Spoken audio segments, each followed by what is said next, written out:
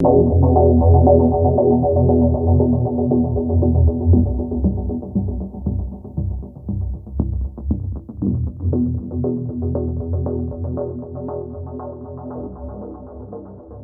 noches, me complace mucho saludarlos. Estamos en un nuevo capítulo de Desde la Periferia. En esta ocasión voy a conversar con Elena Urán, un libro que me impactó muchísimo, Mi vida y el Palacio, el 6 y el 7 de noviembre de 1985. Un libro tremendo de una fuerza estremecedora y de una búsqueda de la verdad en Colombia, que es lo más difícil cuando uno tiene que pasar por unas circunstancias como las que le tocaron a Elena, que es la pérdida de su padre durante la toma y la retoma del Palacio de Justicia en el año 85. He conversado con autores que han publicado su primer libro por una razón, porque de la misma manera que lo dije en las otras introducciones, creo que cuando uno publica su primer libro, han sido años de trabajo, de dedicación, de mucho esfuerzo, y el temor siempre de uno como autor joven o como autor inédito que se estrena de pronto en una editorial es que el libro se pierda entre la cantidad de publicaciones que hay al mes y que circule en las librerías y pase desapercibido y que los lectores no lo descubran. En esta ocasión, a mí me parece que Mi vida y el Palacio es uno de los grandes libros de investigación y de reportería en Colombia sobre un caso que todavía está pendiente y que de alguna manera es una mancha negra, un lunar en la historia nacional reciente. Digo reciente porque se considera realmente estos 35 o 40 años a nivel histórico no es mucho tiempo. Así es que muchas gracias a Elena Urán por aceptar el diálogo y bienvenida a la conversación, Elena. Buenos días, Mario. Buenos días a todos los que nos acompañan y están dispuestos a tomarse un ratico de su tiempo para escucharnos. Aquí encantada de responder las preguntas que tengas. Mil gracias, Elena. Bueno, yo quisiera que empezáramos por algunos antecedentes, ¿verdad? ¿Quién era Carlos Urán y Ana María Videgaín, tu madre? Sus estudios, ellos viajaron, estuvieron en Bélgica, en París, en Montevideo, hacían parte de la Juventud Católica Estudiantil Internacional, estudios de maestría, de doctorado, dos personas, dos ilustrados, dos personas de letras, de humanidades. Luego, me encantaría que nos dieras un breve contexto sobre ellos dos primero, Elena. Sí, o sea, primero como que quiero partir diciendo que la historia de ellos dos es un poco como la historia de América Latina, en cuanto a que cada uno traía como ese impulso por cambiar la realidad de del continente en general. Y bueno, parto con mi papá. Él estaba estudiando Derecho, estaba a punto de terminar, y como líder estudiantil convocan a unas huelgas por la alza de las matrículas.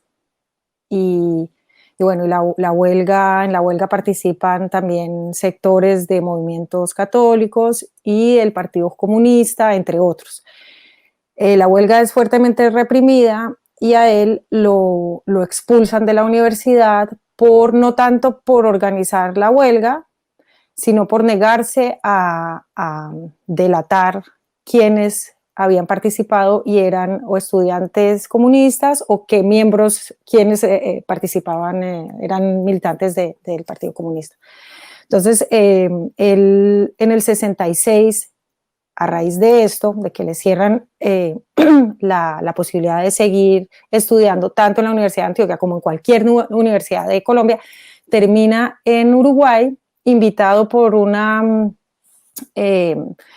organización de estudiantes católicos internacional que tenían su sede en ese momento en Montevideo. Entonces ellos se traslada con ellos a Montevideo, logra terminar ahí la carrera de Derecho gracias a un acuerdo bilateral que había, Y bueno, trabajó un tiempo en una revista llamada Víspera, que era también como de temas católicos, pero con connotación social.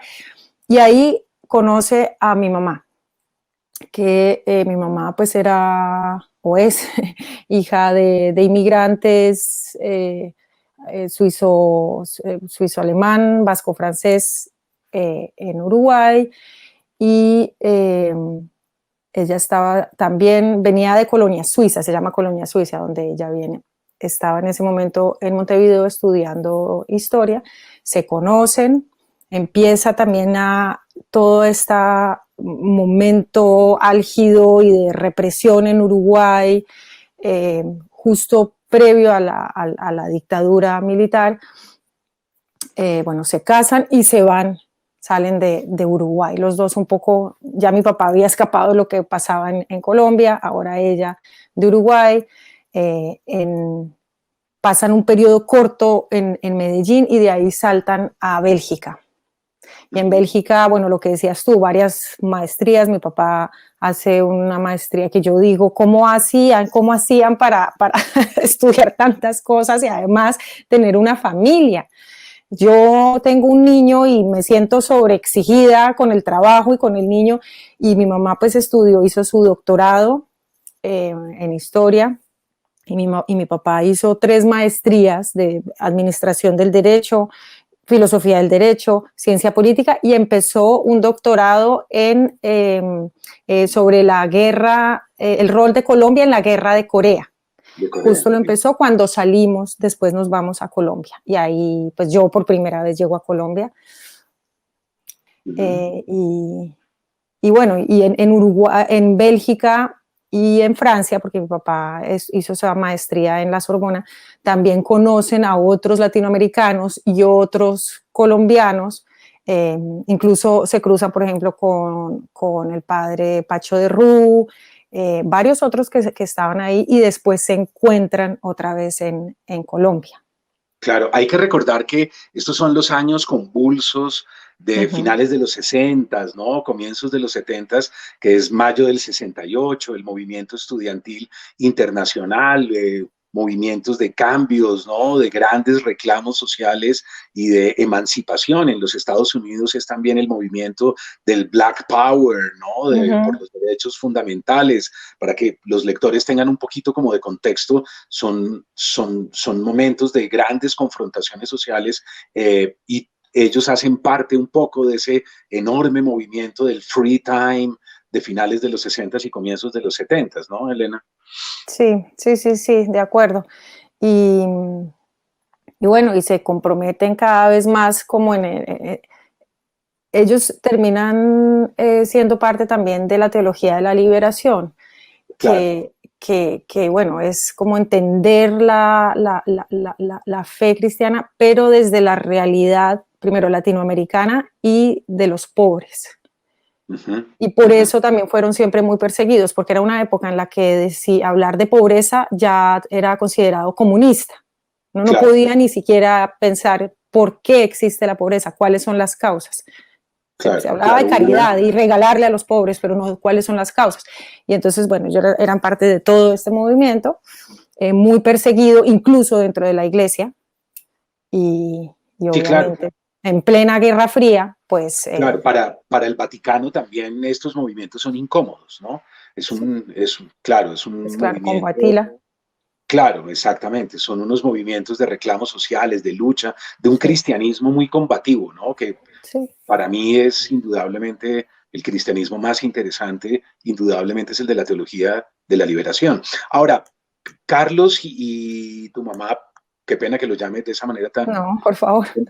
Digo Carlos como si hubiéramos sido amigos, pero digo, bueno, Carlos Urán regresa a Bogotá, se establecen en Bogotá, y aquí hay algo que vale la pena recordar, ¿verdad, Elena? Y es una investigación que él está escribiendo es como una revisión sobre la conducta de las Fuerzas Armadas, ¿no? Publica algunos apartes de su investigación en las publicaciones del CINEP, que hay que recordarle a los lectores, que es una institución también que lucha fuertemente por la reivindicación de los derechos de los marginados, de los obreros, de los olvidados, de los campesinos, muy vinculado también a toda la guerra acá en Colombia, y entra como magistrado auxiliar del Consejo de Estado en el Palacio de Justicia, ¿verdad? Y Ana María en Bogotá, tu madre, también qué pena que la llame de esa manera, Ana María Videgaín, es experta en religiones y es profesora de los Andes en ese momento de noviembre del 85, ¿verdad, Elena? Sí, es que bueno, mi papá, además de ser magistrado del Consejo de Estado en la sección tercera, también pues era profesor de ciencia política en la Javeriana y estaba vinculado al CINEP, pues por razones obvias, toda su preocupación social, y había conocido, como dije antes, al padre Pacho de Rú, que en ese momento era el, pues estaba a cargo de la dirección del CINEP, y muchos otros intelectuales con estas preocupaciones. Y estando en el CINEP, de hecho un año antes de la toma del Palacio de Justicia, sí él escribe un paper, un manuscrito sobre, pues en el que él es muy crítico con las Fuerzas Armadas, que lamentablemente en Colombia no ha sido algo solo de esa época, y bueno, yo creo que esto fue una de las razones también que le pudieron haber costado la vida después. Este texto, él además estaba también, como dije antes, había empezado ya con el doctorado sobre el rol de Colombia en la guerra de Corea.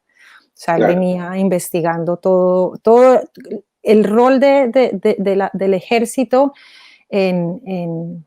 pues en todos los conflictos y la relación con la élite política, porque ese es el asunto, que era su crítica, que era un ejército que en función de los poderosos y no aliado de la sociedad en general. Claro, y que ahí radicaba el problema, porque si ellos estuvieran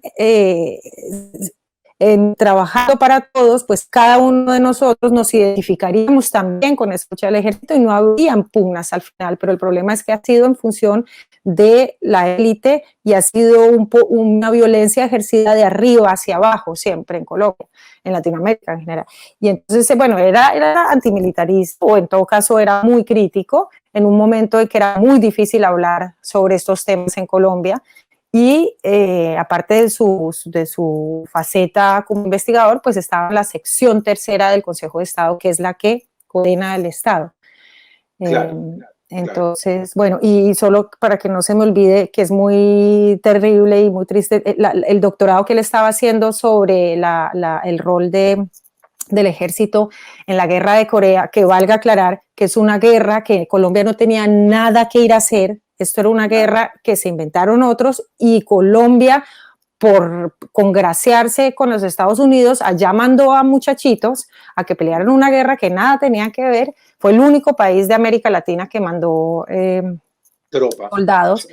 Y bueno, y él estaba listo para defender, sustentar la tesis. Cuando pasó lo del Palacio de Justicia, todos los documentos se quemaron. Claro, o sea, lo que es importante de entender es que seguramente en ese 1985 Carlos Urán ya estaba fichado, ¿no? Claro.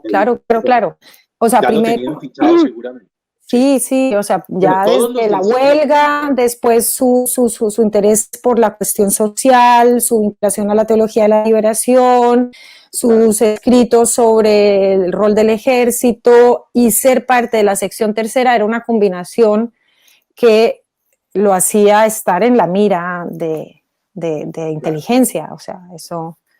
Claro. Bueno, todos los del CINEP, pero sí, particularmente sus investigaciones debían ser bastante incómodas para las fuerzas militares, y seguramente tenían una ficha en inteligencia militar, ¿no? Debían tenerlo fichado, y eso es algo que le va a jugar muy en contra, claro. Ahora, estalla la toma y la retoma. Elena, 6 de noviembre de 1985. Tú das un dato en el libro que es bueno que lo tengan los lectores del libro en su memoria, y es que hay 1.800 procesos contra las fuerzas militares dentro del palacio, ¿no? O sea, 1.800 procesos es una cantidad por violaciones de derechos humanos, por corrupción, por quién sabe qué más cosas. Y los magistrados y sus allegados quedan como rehenes, ¿no? Metidos dentro del palacio, rehenes de los militares, ¿no? Que tú dices ahí, ellos son rehenes de los militares, no solamente es la entrada guerrillera inicial, que por supuesto es un desastre y que nadie va a negar que son los responsables iniciales de la gran hecatombe, pero ellos quedan en realidad rehenes ya de los militares. Y es como un pequeño golpe de Estado, ¿no, Elena? A mí me gustaría que nos hablaras un poco de ese 6 de noviembre, abuelo de pájaro, porque yo sé que es muchísimo más complejo, pero pasan incluso un partido de fútbol, ¿no? Por la televisión para que los colombianos no nos enteremos de lo que realmente está sucediendo ahí. No le pasan a Reyes Echandía al teléfono el presidente de la República, que es Belisario Betancur. En fin, son unas horas convulsas, difíciles, muy complejas, pero en donde hay que entender que al ejército le conviene indudablemente la quema del palacio, porque están todos los procesos contra ellos también allí, ¿verdad, Elena? Sí, sí, sí. Sí, pues es que ese es lo que yo quiero dejar claro y que la gente conozca a través del libro, porque contrario a lo que siempre han presentado, la versión oficial, que ha sido una y otra vez replicada por los medios masivos, habían intereses, no pues la guerrilla, como dices tú, obviamente que tiene una responsabilidad en cuanto que si ellos no entran, no pasa todo lo que pasó después, claro. Pero el ejército también tenía interés en quemar esos documentos, y además el ejército ya sabía, ya el M-19 había anunciado que iba a tomarse el Palacio de Justicia. El ejército, en cuestión de minutos, o sea, después de la entrada del M-19, en cuestión de minutos ellos tenían ya ubicados panzas, se me viene tanques de guerra, tanques en diferentes lugares estratégicos, habían francotiradores por todos lados, algo que hubiera sido imposible en tan corto tiempo si el ejército no hubiera sabido ya que esta operación se iba a ejecutar. O sea, no fue algo que los tomó de sorpresa, sino que ellos sabían y aprovecharon de esta operación, los ingenuos militarmente y políticamente, porque entraron en un búnker donde no había por dónde salir, y además creyeron y confiaron en que uno de los poderes de un Estado de Derecho, como es la rama judicial, iba a ser respetada por el Ejecutivo. Claro. Y ellos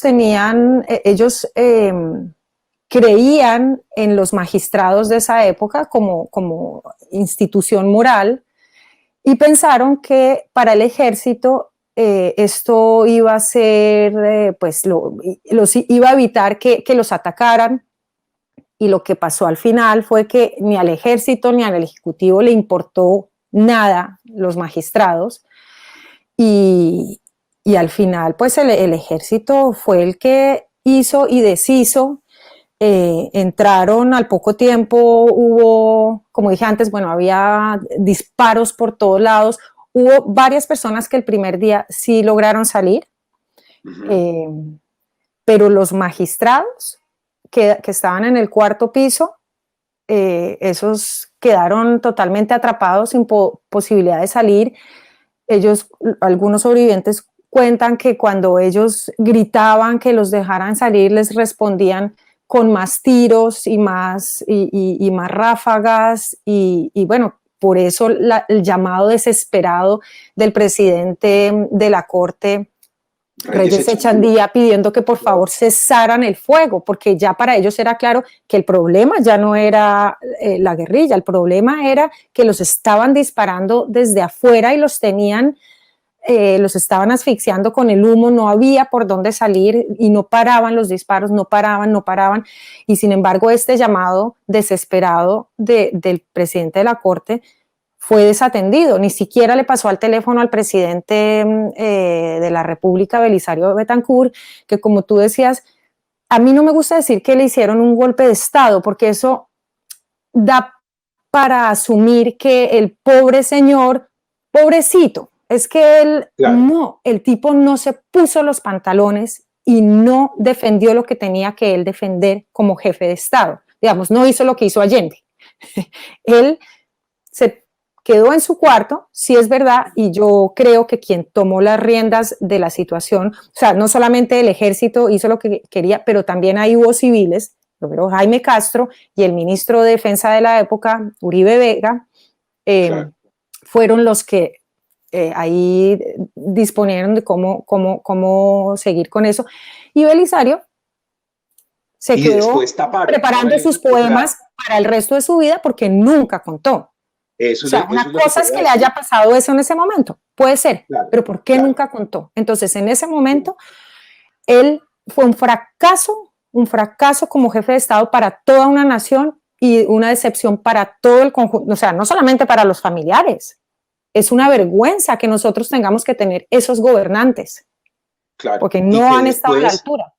a lo largo de todos los años venideros después, tuvo mil oportunidades de poder de alguna manera redimirse Sí. y decir, vamos a hacer las investigaciones, vamos a cumplirle a las víctimas, etcétera, y todo lo contrario, siguieron siendo cómplices y se siguió Sí, amañando la el, situación y cerraron filas, lo cual es una conducta moral aún más condenable, ¿no, Elena? claro, él dijo en algún momento que él tenía responsabilidad, pero como sabía que lo amparaba la inmunidad, entonces Claro, pues no pasaba nada. Y nos claro. hemos quedado hasta hoy sin saber exactamente qué pasó, quién dio las órdenes internas, cómo fue lo del tanque, en el baño en el que finalmente terminan 60, 70 rehenes, de Sí. dónde se trajo la dinamita, de dónde se trajo. Yo Ujú. no creo que en Colombia hubiera eso. De dónde no, por ahí vamos a Claro. ver la influencia que ha tenido en todos los países latinoamericanos, Estados Unidos. Eso es un aspecto, por ejemplo, que en el caso del Palacio de Justicia no se ha investigado bien. Ojalá yo Ujú. tenga la posibilidad de hacerlo. Ujú. Pero hay miles de cosas que todavía somos totalmente ignorantes. Y Sí, eso, y lo que pasó en el Palacio de Justicia, además, es como, pues no solo fue un mensaje para todos de que la justicia no importa y la vida de las personas no importa, es que si no importan la vida de los magistrados, que yo no quiero decir que sea más importante que la de un campesino, para nada, claro, claro. pero uno pensaría que por su condición de administración de justicia, incluso funcionario del Estado, va a tener un poco más de consideración, pero si ni siquiera eso pasa, ¿qué se puede esperar con el resto de las personas? Entonces es un mensaje muy claro para todos, la justicia no vale nada en este país, la vida humana no vale nada en este país, y de ahí en adelante empiezan el paramilitarismo, y pues Claro. sabemos cómo ha sido el desenlace de Colombia, perdón, hasta hoy. No solo no vale Además, nada, sino que son enemigos, ¿no? O sea, son eso, es que era también la política del enemigo interno desde entonces, ¿no? exactamente, Y exactamente. muchos de estos magistrados eran personas convencidas de la defensa de los derechos humanos y por eso ellos venían investigando pues las faltas, por decirlo de una manera suave, las violaciones y los crímenes que se habían cometido de parte del ejército. De hecho, habían condenado de manera histórica unos meses antes al ejército por la tortura de una médica con su niñita de 6 años. Ujú. La acusaban de haber auxiliado a alguien del M-19 y para ellos esto era suficiente para después agarrarla a ella, torturarla, detenerla Ujú. con su niña, la detuvieron 2 años, finalmente ella tiene que salir en el exilio. Y entonces la sección tercera donde trabajaba mi papá había condenado al ejército por esto. Una hora antes de la toma del Palacio de Justicia había estado el comandante, bueno, Zamudio, había estado atendiendo una diligencia en el Palacio de Justicia. Exactamente, exacto, eso está en el libro, exactamente. Él Y hay prácticamente se muchas sale. cositas así, Sí, sí. exacto, sí. Ahora, a mí me impactó mucho, Elena, porque ese 6 y 7 de noviembre yo no vi por la televisión como la mayoría de los colombianos. Yo vivía en el centro, en la Candelaria, yo vivía en la calle Novena con carrera tercera y yo bajé y vi en directo, empinándome entre la multitud con un radio, con un pequeño audífono y un radio barato, pequeñito, en el que yo escuchaba radio todos los días.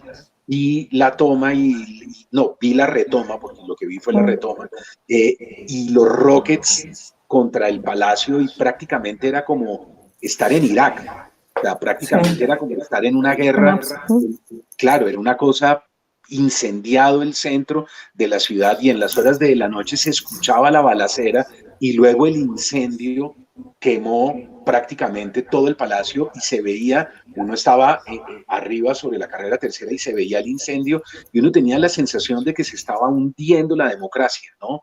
Que era como lo último que nos quedaba, esos frágiles palitos que teníamos de donde nos estábamos agarrando, naufragaban, y es lo que tú dices, de ahí en adelante empieza la debacle, asesinan a todos los candidatos a la presidencia de la izquierda, matan a Pizarro, matan a Pardo Leal, matan a Bernardo Jaramillo, matan a todo el mundo, terminan matando incluso a Galán, que les es incómodo siendo un tipo de centro, empieza todo el paramilitarismo y se fortalecen las lógicas mafiosas, ¿no? De alguna manera los carteles se van fortaleciendo o sea, todo eso tiene que ver, el centro de todo es el Palacio de Justicia, ¿no, Elena? Sí, para mí es el punto de quiebre en la historia de Colombia, como varios países latinoamericanos tienen la toma del Palacio de la Moneda en Chile, en el 68 de Tlatelolco en México, bueno, la toma del Palacio Nacional en Nicaragua. Esto es un punto que quiebra o que parte la historia de Colombia muy claramente, y bueno, el desenlace pues sí, es trágico. Aparte, ahora que pues vemos las dimensiones con los números de los muchachos ejecutados extrajudicialmente, porque a mí falsos positivos no me parece que sea el nombre, pero lo menciono para que sepan de qué estoy hablando. Esto es una práctica que no arranca en la época de Uribe, digamos que ahí la dimensión es extrema, pero es una práctica que venía de tiempo atrás. Claro. Y a mi papá lo intentaron pasar como guerrillero. De hecho, pues sí, él aparece después como NN, y decían que no, que es que era un hijo de puta guerrillero. Además, que es tan terrible en Colombia, como si ser guerrillero le diera al ejército el derecho a ejecutar a alguien. Si una persona está en una situación de indefensión o ya se rindió, aunque sea guerrillero, no tiene su derecho. Es que no pagan los contribuyentes para que el ejército esté asesinando a diestra y a siniestra. Esa no es su rol. Entonces, cuando la gente dice, pero esos fueron los hijueputas guerrilleros, no, un momentico, es que no se puede comparar la función del ejército con la de los guerrilleros. Es que se entiende que los subversivos van a hacer actos terroristas. Digamos, que ellos no porque están... ¿cuál es la diferencia, no, Elena? O sea, exacto, entonces es la misma violencia, sí. Claro, ¿cuál es la legitimidad moral de las Fuerzas Armadas y del Estado? Que no se comportan como salvajes criminales ni asesinos. Esa es la legitimidad moral, que son distintos, que son diferentes. Pero si ellos se comportan igual, pues estamos prácticamente en una carnicería prehistórica de una tribu 1 contra una tribu 2, y no, su legitimidad moral está justamente en que nosotros, los contribuyentes y el Estado, digamos, los que madrugamos y pagamos impuestos y trabajamos todos los días, nosotros le entregamos las armas a las fuerzas militares para que nos protejan y para que cuiden la Constitución y el Estado de Derecho. Por eso tienen que comportarse de una manera ética, moral, intachable, impecable, tienen que defender derechos humanos. ¿Por qué? Porque la legitimidad moral frente a los otros es esa. Pero aquí parecería que no existe eso, ¿no, Elena? Sino lo contrario. Dos bandos criminales enfrentados a los cuales no les interesa ni el Estado de Derecho, ni la democracia, ni lo que tú dices, ni unos adalides tan importantes de la moral como es precisamente los magistrados y los magistrados auxiliares, que son personas que son los pilares de eso que hemos denominado la civilización, ¿no? Sí, sí, sí, exacto. Y por eso, pues claro, ahí la capacidad y el rol que han tenido los medios de comunicación también en repetir que es la guerrilla y la guerrilla y la guerrilla la responsable de todos los males en Colombia, pues es desastroso porque la gente no pasa de ahí, se queda con que la guerrilla y la guerrilla y la guerrilla y no ven qué pasa más allá. Claro que tienen responsabilidades y claro que son unos sinvergüenzas en muchas cosas que hacen. Tendrán o habrán tenido unos ideales políticos, pero ya en el momento en que empiezan a ejercer esa violencia, que como decías tú, al final se mezcla, es la misma violencia de lado y lado, pero que hay que ver el ejército, que es quien tiene que protegernos, Claro. y es quien nos termina atacando, pues eso no se puede justificar con que es que la guerrilla empezó. No, claro, no les entregamos a ellos las armas para que se regresen contra nosotros y las disparen contra nosotros. Claro, exactamente. Les hemos entregado las armas para que nos cuiden y nos protejan, todo lo contrario. Ahora, Elena, lo que acabas tú de decir, son días muy difíciles, horas tremendas en donde tu padre no aparece por ninguna parte y de repente él aparece en medicina legal, ¿no? Su cuerpo está ahí y está, como lo dices, mezclado entre los guerrilleros y lo consideran prácticamente uno más de ellos, ¿no? Son momentos muy duros para tu familia. Sí, a ver, la toma dura, es el 6 y 7 de noviembre, la retoma, y al final de la operación, como dije antes, terminan 60, 70 personas encerrados en este baño. Cuando y durante además toda la operación no dejan entrar tampoco a la Cruz Roja. Bueno, al final cuando ya está declarada que ya está recuperado todo el edificio, entonces también el comandante de la guerrilla que estaba con estos rehenes en el baño, deja salir primero a las mujeres y a las personas heridas, finalmente a los hombres, y ahí sale mi papá. O sea, no es que lo hayan rescatado, él sale por sus propios medios y se ve, hay unas imágenes que aparecen 22 años después, donde se ve que a él lo reciben dos soldados, se alcanza a subir a una camilla y después no sabemos qué pasa. Él sale cojo, ¿no, Elena? Él sale cojo, él sale saltando sobre una pierna, sí. Él sale como cojeando y está herido de una pierna o en la cadera, ¿no? Sí, de la pierna, del fémur. Y en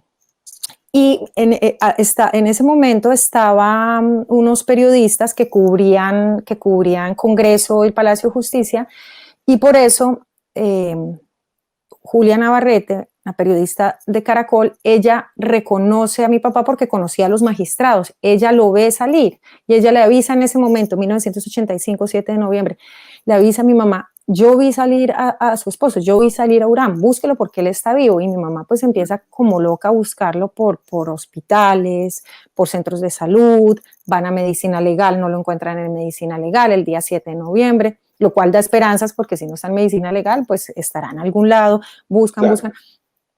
El día 8 de noviembre, toda la noche desaparecido, el 8 de noviembre una médica amiga de la familia que había trabajado y conocía al director de medicina legal, va otra vez a las instalaciones y dice que sigue sin encontrar a su amigo. Finalmente, el director, Ergón, le dice a alguien que la acompañe al cuarto y la llevan a un cuarto. Y era un cuarto que estaba apartado de todos. Era un momento en el que ella cuenta que llegaban bolsas y bolsas y era un olor insoportable. Bueno, finalmente la llevan a un cuarto apartado en el que llaman el cuarto de los guerrilleros. En el cuarto de los guerrilleros están varios cuerpos desnudos, todos como NN. Ella reconoce algunos cuerpos o las caras de algunos guerrilleros y reconoce el cuerpo de mi papá y el cuerpo del magistrado Manuel Gaona, que también muere en las mismas circunstancias con un disparo a corto impacto en la sien. Y bueno, ella lo reconoce. Finalmente logramos pues que le devuelvan su identidad y tenemos la suerte de poderlo poder reclamar el cuerpo y enterrarlo, pero él lo tenían ahí listo para desaparecerlo, porque por eso lo tenían ahí como en el cuarto de los guerrilleros. Hubiera terminado en una fosa común, como pasó con muchas otras personas de esa masacre, y a muchos otros familiares de magistrados, incluso muchos años después se enteraron de que el cuerpo que les habían entregado no era el de su familiar, sino que aparecían 3 cuerpos distintos, mezclados. Bueno, esto fue una cosa, hicieron un circo, el ejército Ahora, hizo ahí. lo que podemos presuponer, perdón Elena que te No, no. interrumpa, lo que podemos presuponer entonces es que sale, evidentemente, como lo muestran las Sí, cámaras, tú citas incluso a Daniel Coronel, a Germán Castro Caicedo, ¿no? Periodistas que sí. están muy cerca, amigos, incluso Germán Castro, muy amigo de tu Ujú. familia, y que constatan y miran y dan fe de que las cámaras no mienten. O sea que podemos presuponer Sí, que lo que seguramente sucedió fue que lo sacaron, se lo llevaron aparte, lo interrogaron, lo tenían fichado ya por los trabajos del CINEP, ¿verdad? Lo debieron torturar, que son seguramente horas muy amargas y muy difíciles para él, y al final hay un fusilamiento extrajudicial, ¿verdad? Hay un asesinato extrajudicial, lo matan y vuelven y meten el cuerpo, o sea, regresan el cadáver de tu papá y lo meten dentro del palacio para después sacarlo con el resto de los guerrilleros, ¿verdad, Elena? sí, Ese es el sí, sí. modus operandi más o Sí, menos. sí, pero para que, porque creo que no lo mencionamos, es que son dos, a ver, en el 85, entonces esta reportera ve a mi papá salir y le avisa a mi mamá. Y entonces mi mamá lo busca, sin embargo, cuando lo encontramos en medicina legal y pedimos explicaciones, dicen que no, que él murió ahí por cuenta del cruce de balas y que pues no hay nada que hacer. Y bueno, mi mamá de todas formas sigue buscando como más información porque le parecía todo muy raro, además que pues le habían dicho que lo había visto, habían unas imágenes que habían aparecido en el noticiero de las 7 de esa época donde se veía, pero seguían insistiendo que no, que no, que no, más o menos que ella estaba loca, y nosotros pues no teníamos los elementos tampoco como para insistir en eso. Mi mamá empieza a recibir amenazas, nos toca salir de Colombia, y 22 años después, que es cuando tú mencionas ahora a Daniel Coronel, eh, aparece, pues, encuentra Daniel Coronel estas imágenes que son mucho más nítidas bueno, ellos tienen que buscar en varios lados y hay mucho más, ¿cómo se dice? Sí, hay un Cercanas, close-up, close. sí, hay unos close-up y hay una claridad en la imagen, sí. Entonces ahí ya como que queda claro que sí, que él, contrario a lo que habían dicho que se había muerto adentro por el cruce de balas, no, él sí salió, tenía razón la reportera, tenía razón mi mamá en seguir buscando y pidiendo explicaciones, y, y entonces la fiscalía abre el caso también, un poquito antes de lo de los videos, abre el caso de los desaparecidos del Palacio de Justicia, no el de mi papá, el de los desaparecidos del Palacio de Justicia, porque hacía poco que se había tipificado como crimen la desaparición forzada. Claro, Ellos llegaban, los familiares de las personas desaparecidas en la cafetería, que casualmente todos los desaparecidos eran personas empleados de la cafetería, eh, ellos pues se dieron cuenta que los que estaban buscando a sus seres queridos eran todos trabajadores de la cafetería y empiezan a buscar desde el 85 e insistir en dónde están, en dónde están, en dónde están. Nadie les hacía caso, los estigmatizaban, los trataban mal. Eh, y finalmente, como dije, cuando se tipifica este crimen, entonces se abre la investigación dentro de la fiscalía por estas 11 personas y la fiscal Ángela María Buitrago, buscando pruebas estas personas, para estos crímenes, encuentra en las caballerizas, en una bóveda secreta en el Cantón Norte, encuentra, que es una hazaña, encuentra la billetera de mi papá con toda su documentación, estaba su carnet de abogado, estaba la del Consejo de Estado, el carnet de conducir, bueno, entonces ella ahí dice, ups, ¿y esto por qué tienen ellos esta billetera? cómo es que no Increíble, se la ¿qué hacen los entregaron. papeles de tu papá en la caballeriza? Sí, sí, sí, Claro, sí, siempre ¿qué habían diablos dicho, hace eso ahí? claro, Claro. siempre habían dicho que él había muerto por el cruce de balas, entonces ella, pues, eh, obviamente, dijo, esto aquí hay algo mal, porque lo tenían que haber entregado a la esposa, y esto quiere decir que él pasó por manos de inteligencia, y Y han que estado estuvo ahí en ocultando la caballeriza, claro. y han estado ocultando esta información durante todo este tiempo. Entonces, ahí ella compulsa copias, se abre el caso por el caso de mi papá, a pesar de ser la misma matriz que lo de los desaparecidos, el Palacio de Justicia lo ponen como un caso aparte, exhuman el cuerpo y constatan que sí, que fue un asesinato extrajudicial, pero además que hubo tortura previo a eso. Ujú. Y que la bala, que el último era de calibre 9 milímetros, que no lo utilizaban los soldados, no se utilizó, no, ellos se utilizaban como escopetas, sino que eran los altos mandos del ejército quien tenían estas armas. Entonces ella llama a declaratoria a 3 generales Ujú, y al otro día le piden la renuncia. Y desde ujú. ahí el caso queda completamente estancado. Claro, claro, claro, Espero claro. haber Ahora, contado, es que no, no, no, son tantas perfecto, cosas, no, pero no, perfecto, Elena, es que tenemos que hacer un resumen porque, claro, es sí. muchísimo más complejo y está lleno de infinidad de detalles. Por Eh, eso ojalá lean el libro, porque ahí claro, esa es hablar la en idea. 1 hora todo es difícil. Sí, Sí. exacto, esa es la idea de que vamos a tocar Pero puntos para entusiasmar a los lectores para que lean el pues libro, que es para lo que entiendan importante. cómo es un crimen de Estado y después cómo Sí, funciona la impunidad también en este país.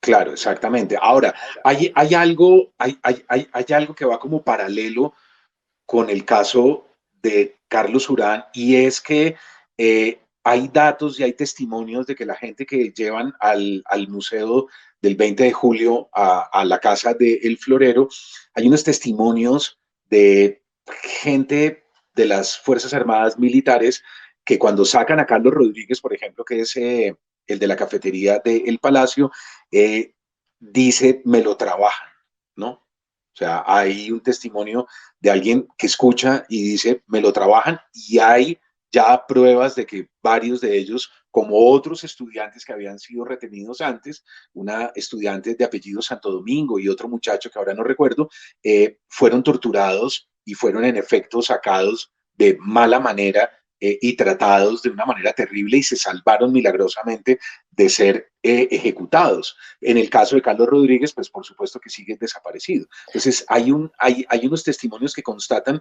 ese modus operandi de ellos, ¿no? De los Sí, militares durante sí, esos 2 días. sí. Sí, es que como se encontraron las comunicaciones radiales durante la operación del ejército, Ujú. entonces ahí quedan esas comunicaciones dan fe de cómo operaron ellos y cuál era el tono. Y por Claro. ejemplo, no solamente esto de que me lo trabajan, sino también hay una que dice, si está la manga, que no aparezca el chaleco, que en el Ah, lenguaje sí. castrense, y esto lo examinó un perito castrense, dice que es que me lo desaparecen.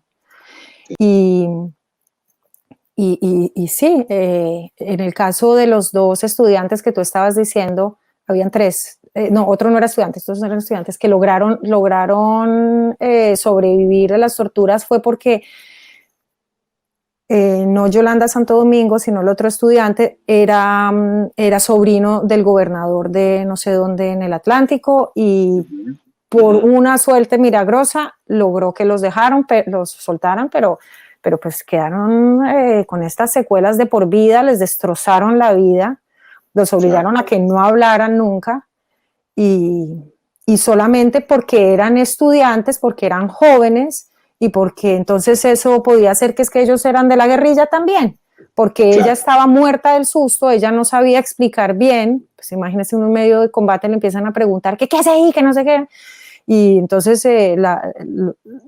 les pareció que ellos eran Ujú, guerrilleros por su ujú, condición de jóvenes y los torturaron. ujú. Y bueno, y en el caso de otra cosa que es terrible es cómo seleccionaban a las personas que ellos consideraban especiales. A las personas que ellas consideraban especiales, por un lado, no los anotaban, ellos tenían una lista de las personas rescatadas. En esta lista no ponían a los que ellos consideraban especiales, porque estas personas especiales eran candidatas a ser desaparecidos. Entonces, por obvias razones, no aparecían en la lista. Que me devuelvo un poquito atrás, cuando mi mamá iba a preguntar con mi papá, por mi papá, le decían, pero es que no está en la lista de los rescatados, ¿no, señora? No sabemos. Pues claro, no estaba en la lista de los rescatados porque lo consideraban especial y lo iban a desaparecer. En todo caso, volviendo a este momento, entonces ponían a estas personas en esa lista en muchas ocasiones según su aspecto físico. A mí me impactó eso muchísimo de tu libro, Elena. Me impactó una cantidad. O sea, que ahí hay también una demostración fehaciente del racismo de este país y de la manera como pueden juzgar porque somos mestizos o porque somos de piel clara o piel oscura o piel morena, porque Sí. tenemos ciertos rasgos o no. O sea, también eso para ellos en su delirio, porque el problema es que uno ve que es un delirio de una cantidad de personas, sociópatas y psicópatas, todos en acción con armas en la mano, ¿no? Y en la mitad de esos delirios y de esos especie como de psicosis, de persecución que tienen y de sus paranoias No, es una esquizoides, descomposición total, pero una cosa terrible, van juzgando según el físico y lo que sí, les sí, parezca o no les parezca. O sea, si caigo yo, que soy moreno, etcétera, de ciertos rasgos y no encaja con lo que ellos consideran que es una persona de bien, que debe ser una persona de ojos claros, de pelo rubio, de piel blanca, etcétera, inmediatamente soy candidato a ser popular y popular significa para ellos que puedo ser inmediatamente guerrillero. De sí, alguna pero lo manera, vemos con los falsos positivos. exactamente, exactamente, exactamente. Ahí no hay Eh, ningún muchacho de estrato 6. Sí, exactamente. pero, sin embargo, en el caso del Palacio de Justicia también intentaron desaparecer a un magistrado que no era como mi papá y Gaona, que eran de los más jóvenes, sino Sí. era una persona, pues, como el típico bogotano. eh, eh, a él lo intentan desaparecer y él se salva porque los médicos, a él lo llevan a otro hospital, no al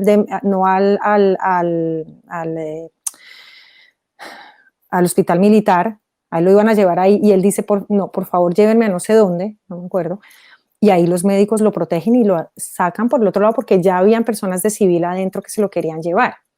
O Claro. sea, pero sí hubo una selección de todas formas muy basada en el aspecto físico, y en una declaratoria, una que era mayor Frasica, dice incluso que ellos no hablaban con los rescatados, pero que él sí pidió que detuvieran a un muchacho que le pareció que no tenía un aspecto común, como de 24 años. ¿Qué quiere decir que no tiene un aspecto común, por favor? Yo no entiendo qué quiere decir en la mentalidad de un militar que no tiene aspecto común. ¿Qué me hace a mí común y qué me hace a mí ser No sospechosa? común. No común. Y, Sí. y después, además, la Comisión de la Verdad del 2010, que es una comisión extrajudicial, o sea, que no tiene implicaciones, pues intentaron explicar qué había pasado, algunas cosas con mejor éxito que en otras, pero ellos sí tratan ese caso concretamente, y yo aquí casualmente lo tengo, creo, cuando ellos, no sé si tengo tiempo para leer ese pedacito, pues Dale, para Elena. Dale, dice, dale. adicionalmente, la comisión ha encontrado un factor particularmente preocupante que indica una vulneración del principio de no discriminación, uno de los pilares fundamentales de la protección de derechos humanos en relación con las personas que fueron consideradas especiales por parte de la fuerza pública y de quienes fueron víctimas de desaparición forzada. En efecto, la consideración de la juventud de las personas, su condición social, su raza o lugar de origen, así como para el caso de los desaparecidos, el oficio que desempeñaban en el palacio, fueron elementos de discriminación estigmatizantes y violatorios en consecuencia de su principio fundamental que constituye norma de derecho imperativo. O Total. sea, es aberrante, y lo más triste es que yo creo que esto no es solo del 85, que esto hoy en el Se sigue 2021 que practicando estamos, igual. Se sigue sigue siendo. practicando igual. Además que muchos de los soldados pues son son populares y somos todos mestizos en Colombia al final. Claro, por supuesto. Claro, pero es de nuevo lo mismo que investigaba tu padre, ¿no? Esa unión de las fuerzas militares con una élite que considera el ejército y la policía su brazo armado para que los proteja de sus privilegios y no perder sus privilegios, ¿no? O sea, es una cosa terrible. Es Sí, sí, un, sí. es un cáncer dentro de la Una democracia alianza que tienen ellos, sí. mafiosa, ¿no? Una alianza Claro, mafiosa. Sí, son sí. sicarios. Son unos sicarios que El están... ejército trabaja para ellos y ellos los protegen y de ahí no va a Exacto, pasar nada y no ha pasado nada. claro, Y pues claro. el caso Ahora, clarísimo cuando ya, sí, pero sí, sí, no, dime. no, dime. No, no, que es muy claro cuando llama a indagatoria finalmente una fiscal con convicción de que hay que esclarecer y hacer responder a los culpables, cuando ella llama a estos tres generales, el poder que tienen, que logran que el fiscal general le pida la renuncia a ella y ahí no volvió a pasar nada. uh-huh, No volvió, el caso de mi papá está absolutamente estancado a pesar de haber una corte, una condena de una corte internacional a Colombia por eso, que obliga al país a que investigue. Y claro, hoy todavía seguimos esperando. claro. Claro. Ahora, tú has citado a los empleados de la cafetería del Palacio, son unos desaparecidos que sufren justamente esa estigmatización, esa segregación, ¿verdad? Que son sacados de una manera terrible, torturados y seguramente sacrificados también del mismo modo. Y hay alguien que a mí me conmovió que lo citaras con esas palabras tan nobles, que es René Guarín, ¿no? Una persona que ha luchado de manera incansable por la verdad y por descubrir finalmente qué fue lo que pasó durante, durante ese tiempo con su hermana y con el resto de los desaparecidos de la cafetería. Yo en algún momento, cuando era columnista del periódico El Tiempo, tuve la posibilidad de conversar con él y de entrevistarlo, y me parece que es una de las luchas heroicas que hay en este país por descubrir la verdad de lo que pasa en el Palacio esos 2 días, ¿no, Elena? Sí, sí, a mí también cuando yo conocí a René, o sea, cuando se abre el caso por mi papá, que yo casualmente regreso a Colombia, un poco buscando cómo reconciliarme con el país, porque para mí no fue fácil irme en esas circunstancias.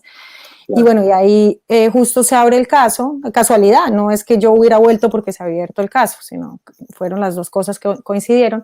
Conozco a René y René me empieza como a poner al día pues de todo lo que había pasado y, y para mí sí fue estremecedor y me impactó mucho, no solo que conocía al detalle todo lo que había pasado y todo, que me contaba todo lo que habían hecho, todos los pasos que habían dado para intentar esclarecer los hechos, sino todo lo que ha seguido insistiendo él después.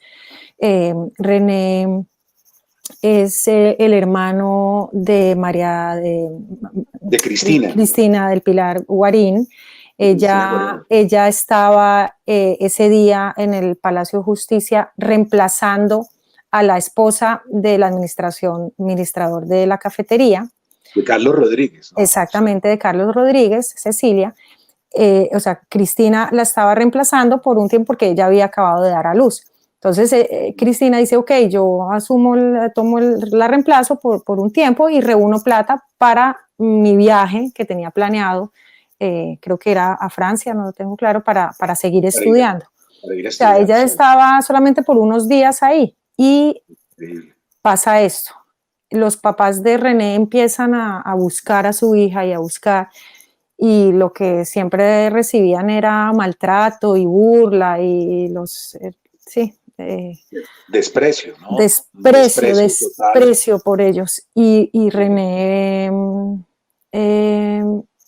deja de estudiar incluso y se une a la guerrilla. Él dice que fue esa situación de desprecio la que le generó tanta indignación, o sea, primero lo de su hermana y después este rechazo a sus hijos, a sus padres, este desprecio, que él termina siendo parte de la guerrilla, que para muchos es es incomprensible. Yo no quiero entrar ahí a juzgar, cada uno procesa estos dolores de una manera distinta. Sí creo que como decíamos al final, no sé, la violencia pues termina duplica la violencia y no se sabe al final dónde están los límites. Entiendo que quien ha sido vulnerado desde arriba en algún momento tenga derecho también a defenderse, también considero que está en su legítimo derecho, pero acudir a la violencia, no sé, pero yo entiendo, digamos que yo entiendo que alguien decida tomar ese camino. Claro, recordémosle a los lectores que Cristina Guarín, la hermana René, es la protagonista de una obra de teatro que se presentó en Colombia durante muchos años, que es La Siempre La Viva, Siempre ¿no? Viva, que si no estoy mal ahora también la estaban dando. Es maravillosa, es una obra de teatro extraordinaria que de alguna manera, Bueno. sí, vuelve y recupera, ¿no?, los datos y la situación y el clima de esos días.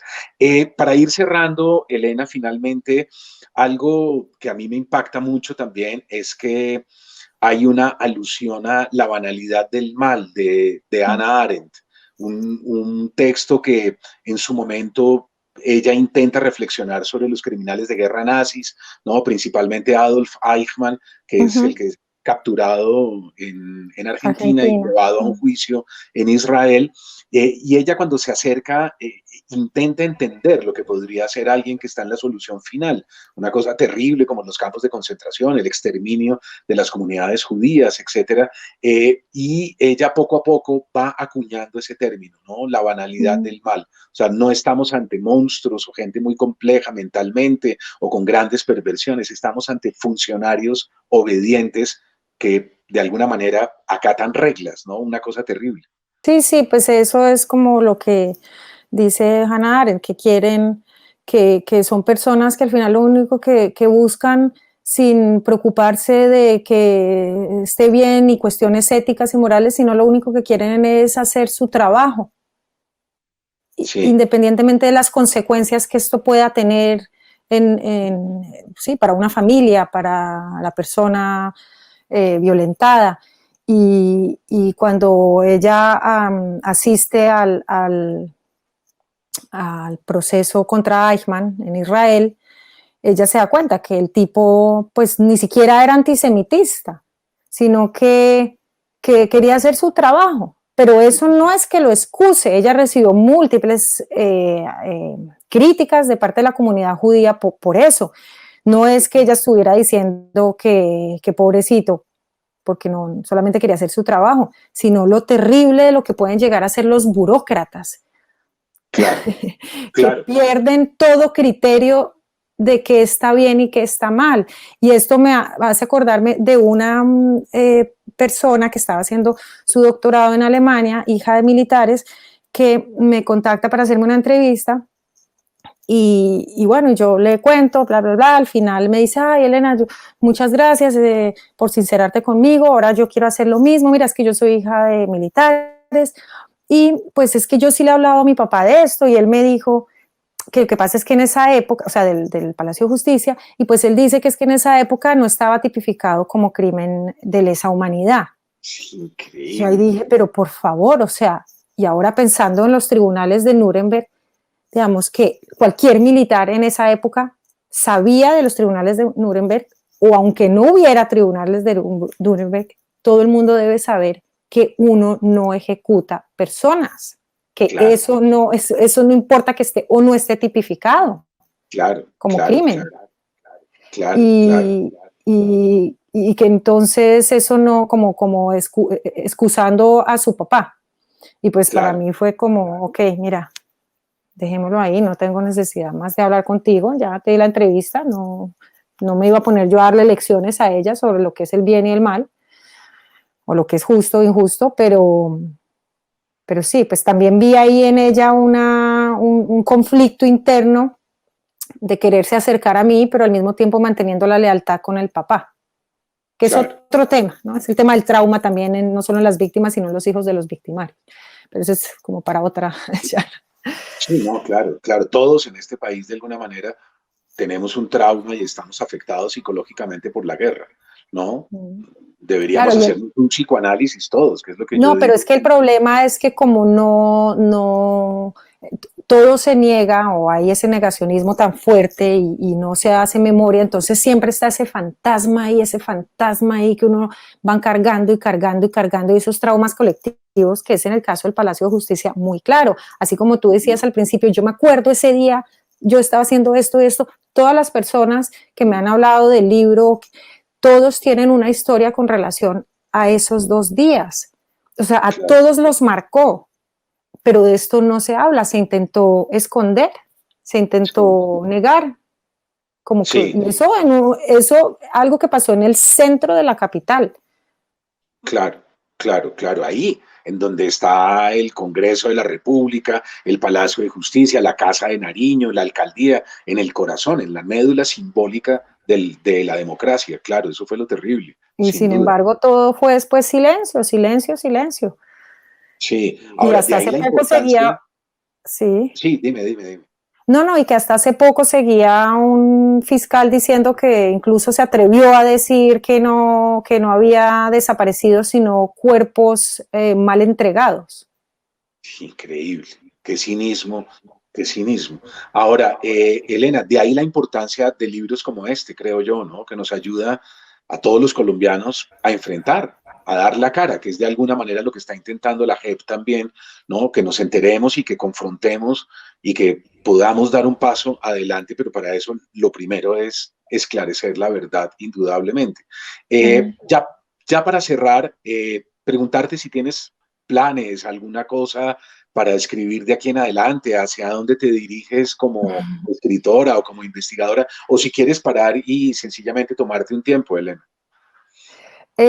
No, yo sí quisiera seguir escribiendo y sí tengo algunos temas, mmm, tengo varios, pero con el que quiero empezar es por el lado de la familia materna, que también, bueno, tiene su historia de violencia política y represión, como conté antes.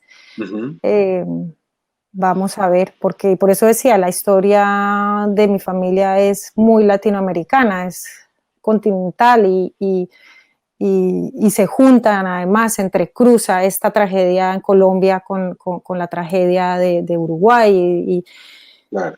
y bueno, que al final yo digo, mi historia, lo del Palacio de Justicia, no es una historia solamente colombiana, es una historia universal, es esa búsqueda de verdad que es algo tan universal. Además, el tema del exilio que ha pasado durante pues, toda la historia de la humanidad, las migraciones, ahora todos los refugiados en Centroamérica o que atraviesan el Mediterráneo, esto no es algo meramente colombiano, lamentablemente, pero bueno, el Palacio de Justicia pues sí es un momento histórico, pero el desenlace es algo universal Claro, en mi claro, historia. claro. Sí, claro, claro. La dictadura de Chile, la dictadura argentina, la de Stroessner, la de Venezuela, en todas partes, ¿no? Por todos lados, Elena. Claro, pues, Elena, agradecerte mucho tu tiempo. Mil gracias por aceptar el diálogo conmigo. Yo te lo agradezco infinitamente. Invitar a los lectores a que no se conformen con este diálogo, sino yo creo que hay que ir al libro, hay que leerlo y creo que se van a sorprender. Está muy bien escrito y hay unos momentos tremendos que van a enterarse no solo de la historia nacional, sino también de alguna manera a procesar este clima terrible que tenemos todos los colombianos dentro de nosotros mismos. Nuestro propio clima mental no es muy sano que digamos, y libros como el tuyo nos ayudan a todos a sanar. Los escritores a veces intentamos desde la ficción, pero estos libros van acompañando de alguna manera nuestras propias búsquedas, así es que muchísimas gracias por todo, Elena. Muchísimas gracias a ti, Mario, por la invitación. Un Encantada. placer y un saludo para todos. Gracias por estar acá y hasta luego, hasta la próxima. Chao, chao. Hasta luego.